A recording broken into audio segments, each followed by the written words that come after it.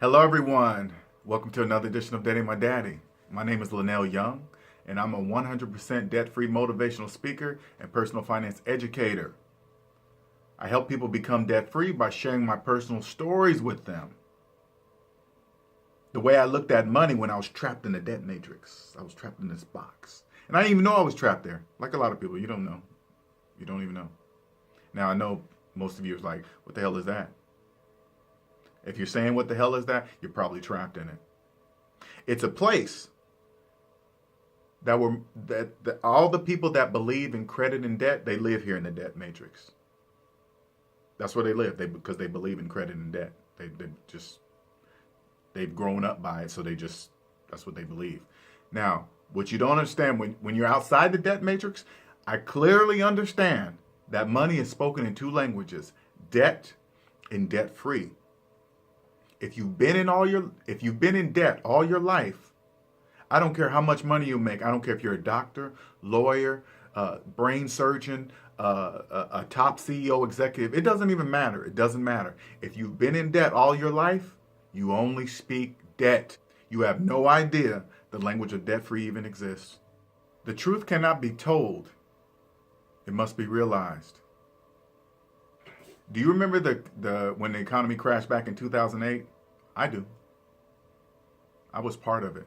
Now they say when the economy crashes, it affects everything and everyone. You know what it doesn't affect? Student loan debt. It's economy crash proof. It's like a cockroach.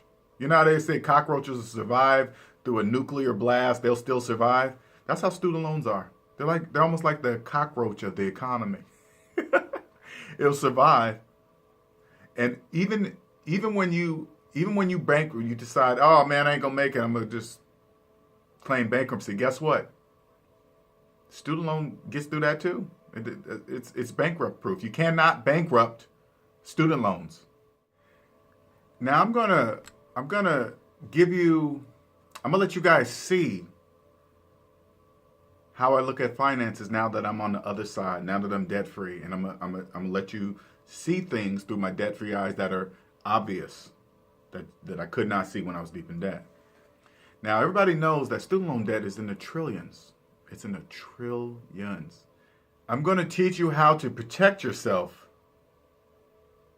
when the next economy crash happens, or just anything in life that could financially affect you.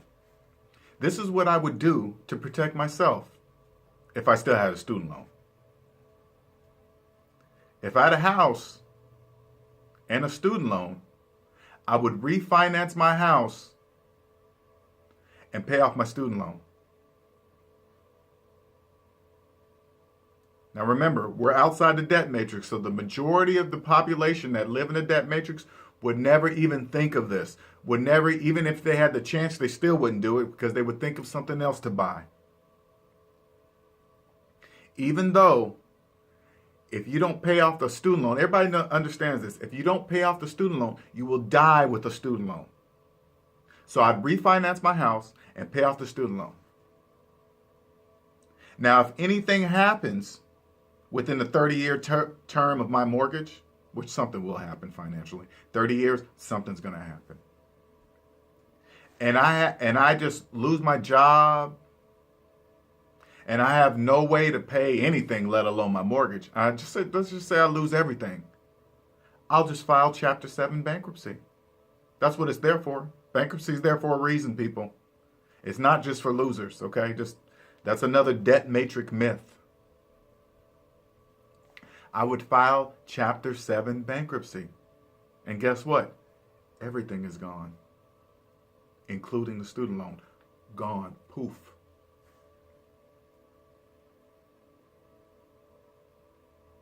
Now, once the economy turns around, I get to start from a clean slate,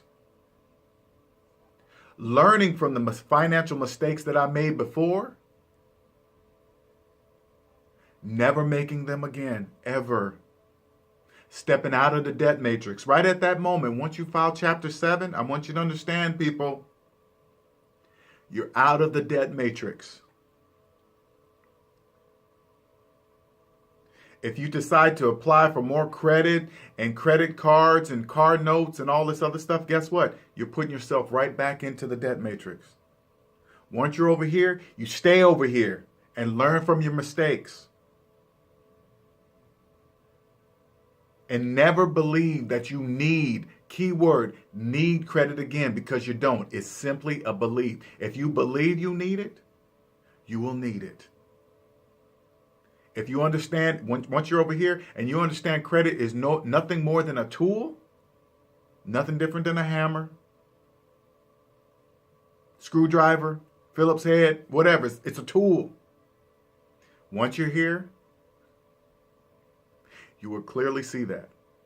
The definition of true wealth is owning the time in your life. Doesn't that just make sense? And when you own the time in your life, you have the time to inspire others, to create something of value that could change other people's lives. You have all the time in the world to do it. And if you create something that does just that, money is the byproduct of that. It just comes. You create something of value that changes people's lives, the money just will come. That's how it works.